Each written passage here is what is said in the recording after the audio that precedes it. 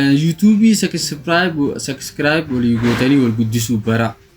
Follow wal gootanii Facebook taatoo TikTok taakuu wal hordofuu bara. Wal jajjabeessuu bara. Wal guddisuu bara dhaaje. Mee video kana dhaggeeffannee haa walitti dachaamu. Isin warri miidiyaa irra jirtan hundi xiqqaa fi guddaan YouTube keessan subscribe walii godhuu beeka. Wal fayyaduu beeka. Waliinis fayyadamuu beeka. Bu'aa irraa argachuudhaas beeka. TikTok keessan, page keessan, Facebook keessan follow walii godha. Wal hordofaa. Wal guddisuu irratti ijaaramaa wal xiqqeessuu irratti osoo hin taane. Ummata wallaalummaa irratti moosisee wallaaltotaan gabroomuun ta'in. Anilleen yaada silaa Khadiir Martuun ji'a irratti wanti inni dabarfachuu barbaadu. Maal jee? YouTube subscribe walii gootanii wal guddisuu bara. Follow wal gootanii Facebook taatoo TikTok taakuu wal hordofuu bara. Wal jajjabeessuu bara. Wal guddisuu bara dhaaje dhugaa isaati.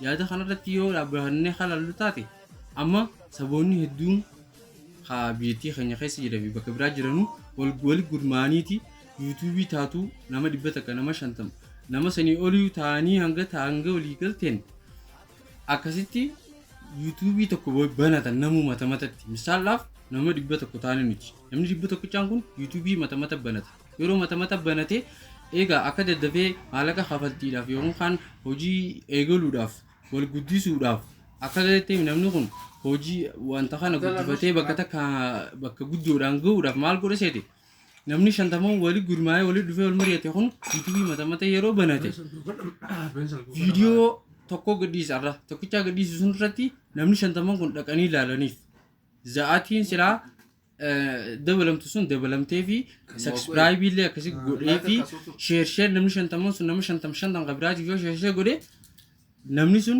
YouTube isaa ta'uu TikTok isaa ta'uu Facebook isaa ta'uu guddate mun guddan akkasii wal guddisaa wal gurmaa wal guddisaa jechuun waan akkanaati. Kanaafuu Oromoo teenya bira silaa karaa kanaan akkasitti wal mari'atanii walitti dhufanii akkasitti yaada kana wanta godhan namuu silaa deemee cabsee beeksee hurii dalagaan oolu addunyaan ammaan tana jijjiiramtee jirti. Mana teesseeti maallaqa dalagaa jiran. Kanaafuu sana godhuudhaaf silaa wal mari'annee waliin gurmooynee haala kamiini laaftutti bilcheeffannaa haala kamiini jijjiirama finnaa innee silaa wal mari'achuun nu barbaachisa. Garuu namuu immoo TikTok kana maallaqa nama garii maallaqa irraa hojjechuu jira namni garii akka albamatti footoma isaarra guuruudhaaf fayyadamaa jira. Kanaas ta'uun qabu. Kanaas ta'uun qabu. YouTube's baratee TikTok's baratee Facebook's baratee Instagram's baratee maallaqa irraa dandeettii ni qabda. Tarabbiin keessatti uume dandeettii sun as baatee maallaqa irraa dalaguu kan dandeessudha. Kanaafuu mee arraan tana yaada tokkootiitu naaf obboleessa keenya ibsaa walirra wal mari'annee yaada kanallee isin biraan dhufne yaadni kunis mee nama meeqaatiitu jira viidiyoolee isin dheeressinee yaada kanatti goonaa maal laaltaa mituki maal yaada istiin maasii gootu tuki maal ituka like subscribe comment tanumaafuu dhiisi tanumaafuu amma viidiyoo kanarratti wanti inni jechuu barbaadu mee nama meeqaatiitu jira kafadhii TikTok irraa maallaqa bilcheessuu yookaan dalagachuu kanuma hojii isaatiis dalagachaa jiru jechuudha.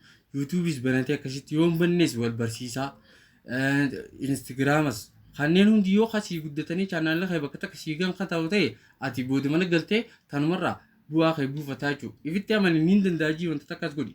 Kanumaafuu nama meeqamee kafadhii akkasii qabu nama gargaaru dhabee nama waliin mari'atu dhabee akkana ta'aa jiru. Kottu araan nuti siyaamu jira. Walitti dhufnee wal mari'annee YouTube yoon qaban siibannee maal irra gadhiiftaa maal irratti hojjetaa wal mari'annee waliin nama 50 taanee 100 taanee sanii ol yoo taane guyyaa tokko nama akka nama afooshaa wal bira dhokkutti viidiyoo aboluu ilaalee viidiyoo achi ilaalee sulaalee akkasitti yoo akkasii wal mari'annu taate qaata guddanne akkamitti tanumaafuu akkasitti wal mari'annu hotaa gama kana viidiyoo kana like share obboleessa kee Oromoo waan akkana hajamee jiru hedduu jira biraangii turtii gaarii komentiin godhi yoo kafadhii akkasii qabattaate keessaan illee nu dubbisa.